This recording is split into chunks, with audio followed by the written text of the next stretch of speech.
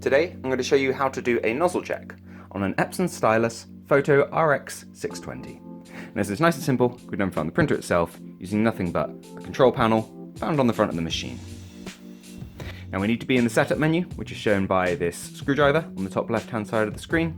But if you're on a different menu, just press this button over here to be taken to it. And what we're going to do is press the down arrow, go past ink levels to nozzle check, which is the option we're looking for. So we press OK to go into that. Now I'm presuming you've got paper in there already. If not, get some in there, then press OK again. Now this will take the printer just a minute. Now, this printer has been sat unused for quite some time, so the nozzle check isn't looking great.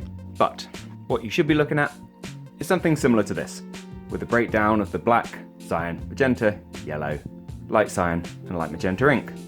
Now, the presence of these blocks shows your printer's ability to produce these colours, and if you're seeing any missing lines in this gate-like pattern, that's for like fine detail. So if you're noticing stripes appearing across your page, it's most likely to be an absence of colour, with part of the print head for one of these colours being slightly blocked.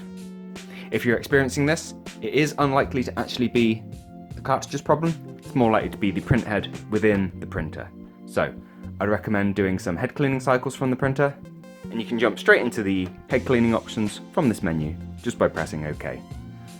Now my print's looking pretty shocking, so I'm going to go ahead with that, but hopefully yours is looking better.